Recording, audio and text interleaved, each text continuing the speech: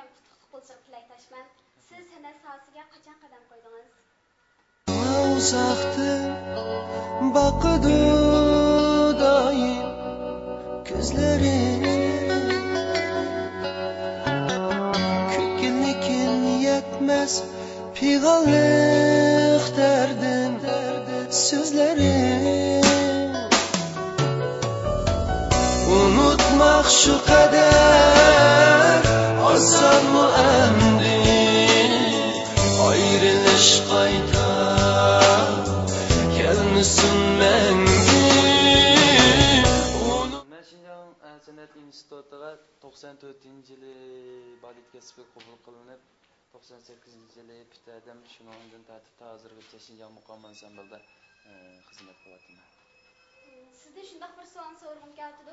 Men hamisha to'rdoshlar qiziqayotgan bir nuqta bor bo'libmi? Siz usul kasbidan naqsh kasbiga almashishingizga qanday bir turtki bo'lib qoldi? Bunga asosan cho'nglar kichikimdan tartib uydagilar cho'nglar dadam opam degandek tutachab naqsh aytib berdi. Kichikimdan tartib buning bir qiziqish bor. Anandan keyin san'at maktabiga kirgandan keyin o'zimizningki kichik tipdagi bir muzika tartibimiz bor san'at maktabida. Usul fakultetining shu vaqtidan tartib naqsh aytishga amroqdi. Unisi biz san'at maktabining ta'siriga uchragan boshqa fakultetdagi bizning cho'ng akalarimiz bor edi maktabda. Shular işte gitar chalib har xil muzikalar bilan naqsh aytib berdi. Shulardan o'rgandik.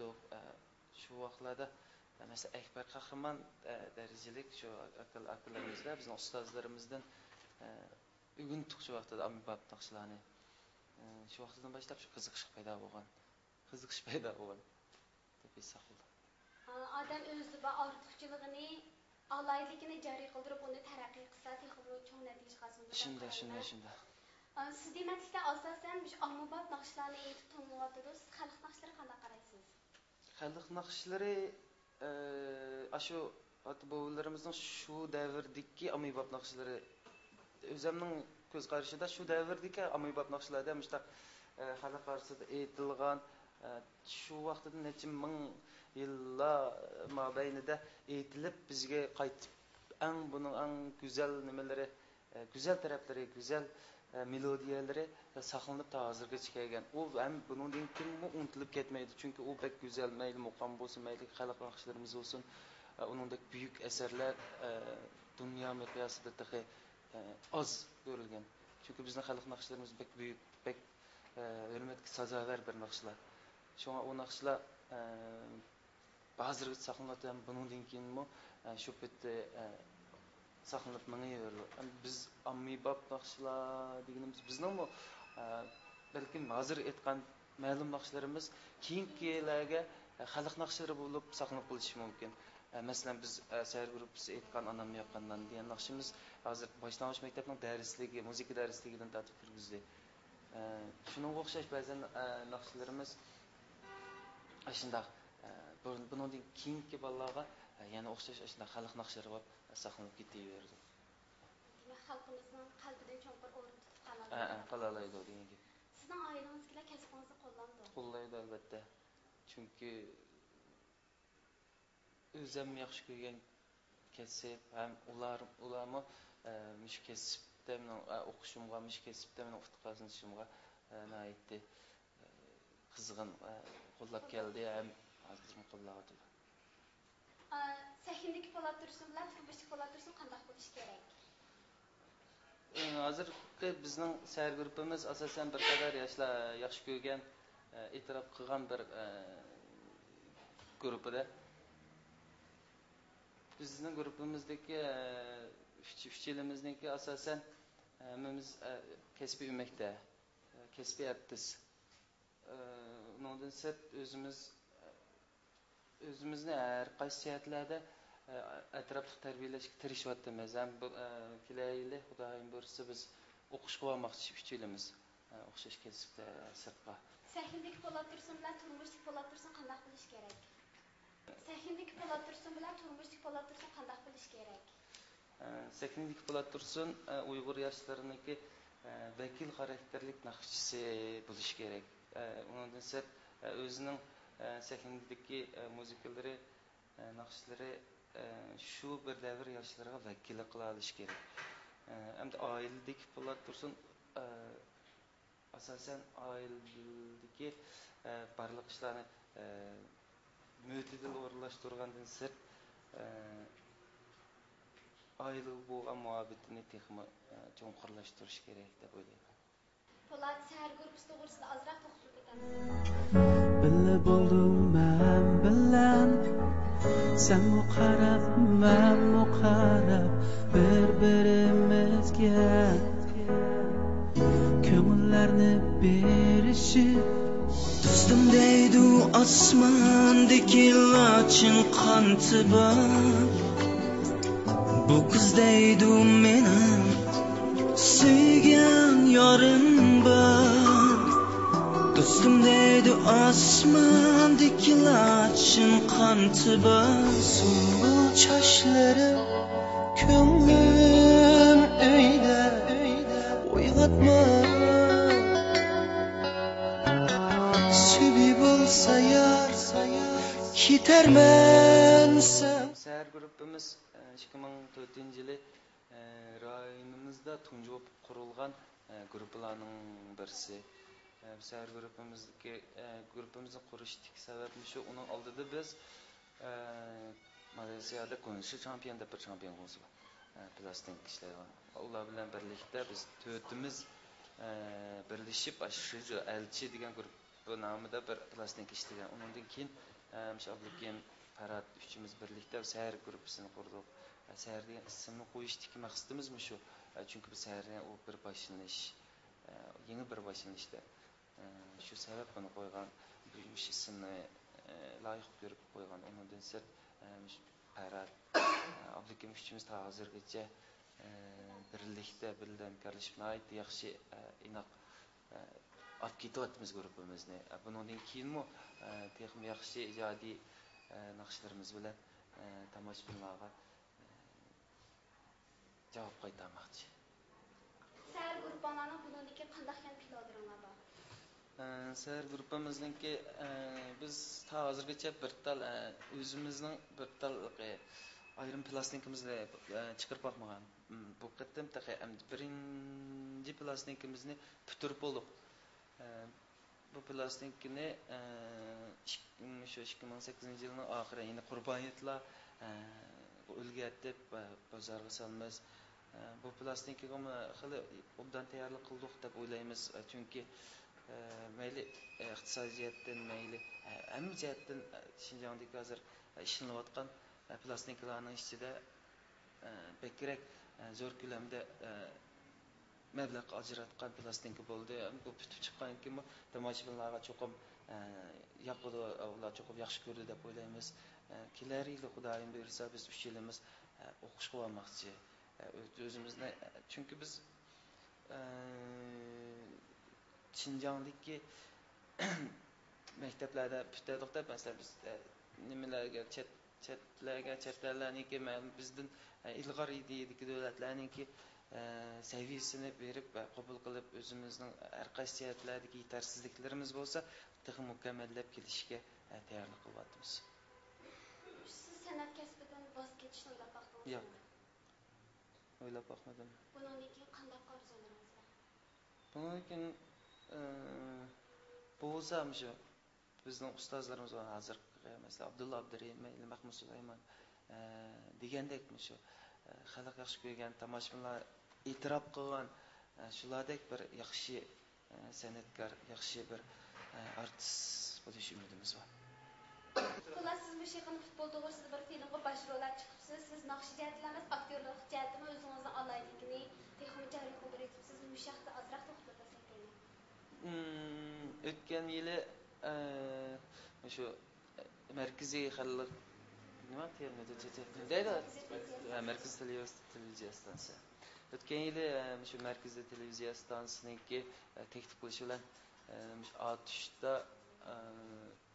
eksaqlik ishlar temisidagi bir futbol tema qilingan bir filmda bosh rol oldim. men onundan burun televizor nimaga aktyorlik tarafga biz nima qilib baxmagan. O'zimning qilg'isi bordi, lekin unda fursatmi bo'lib baxmagan. Chunki men aktyorlikda o'qib baxmagan ekan, balkim qilolmasligim mumkin deb o'ylagan ekan. U yerga berib, shu filmga qatnashdim. Qatnashish orqali o'zimda yana bir taraqqiy qilgan yeni bir yo'l borligini his qildim. Chunki aktyorlik obdan bek yaxshi bir kasbga. O'zim qilib baxmagan lekin o'sha berib u filmda komil obrazni nayt yaxshi ashad rejissyorlarni Xanzo rejissyorlar nayt yaxshi apadan deb o'zim o kinom bitdi o'zim ko'rib xil yaxshi deb o'ylayman o'zimga nisbatan. Bundan keyin shu Şinjandagi hozirgi marayonimizdagi kinochilik ancha yaxshi taraqqiy qilmayotdi-da hozir. Chunki mana qonunsiz ko'paytirilgan deylar bek ko'p. Mayli naqsh plastikasi, mayli kino plastikasi asosan qonunsiz ko'paytiryotdi. Bu tomoshabinlarga nisbatan hech qanday bilmaydi bu ishning oqibatini qanday yig'iladi. Chunki bu plastikani qonunsiz ko'paytganda plastinkaga mablag' soluvchi o'rinning mablag' qaytib kelmaganki kelar buningga yana zo'r ko'lamda mablag' solishni qo'rqaydi. Shuning bilan yaxshi asarlar, yaxshi muzikalar, yaxshi kinolar maydonga kelmaydi. Aniki bu tomoshabinlar deb o'ylaydi. Bu yaxshi kino ishlanmaydi, yaxshi plastik chiqmaydi. Nima deb bizning plastinkalarimiz xalqnikidek yaxshi chiqmaydi deb o'ylaydi. Amaliyotda buning hammasi shu Xanzo tilida aytganda tavban deydi, Uyg'urchada qonunsiz ko'paytirish. Shundan kelib chiqqan. Chunki bu plastikani siz hozir bu plastikani bir tonni qilsangiz, ko'paytisiz, bir tonni ko'paytisiz. Buni sizni qonun organlari kelib sizga hech qanday bir gunoh atamaydi. Masalan, siz bir tonni sizni olib berib javobgar o'rniga qo'ysa, bu qonun kichiklab ketadi. Tushunami? Chunki bir talday bilan sizni qo'lga olmaydi. Ammo uni monopol qilmasa, bu ish chiqib ketadi. Hammadan bir taldan o'zlari qonunsiz ko'paytib oldi. Shuning bilan bu deyning qimmat qolmaydi. Shuning bilan buningki ishlab beradigan, buningga mablag' soladigan o'rinlar jiq mablag' sololmaydi. Shunga yaxshi filmlarimiz ishlanmayotdi. Ammo biz buni Xudoyim bersin kelaylarlari yaxshiroq bir temada o'zimizning shu Uyg'ur hozirgi zamon turmushlari tasvirlangan bir filmdan birini ishlash orzuyimiz bor. Buni faqat biz orzu azizda muhim qilmaganmiz. Orzuyimiz bor. Lekin shu orzuyimizni biz amalga oshirishga 2009-yil Xudoyim bersa biz tirishimiz.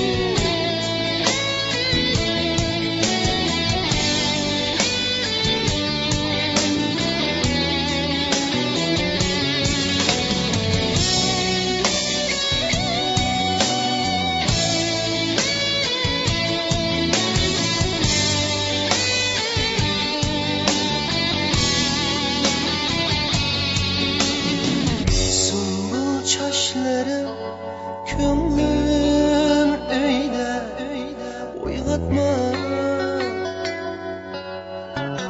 Sübi bolsa yar Kitermen sen kal Düşümde Ayrılış şu kadar Asan mı emdi Yollarım bana Uzaktır mengü Ayrılış şu kadar Asan mı emdi Yollarım bana Uzaktır mengü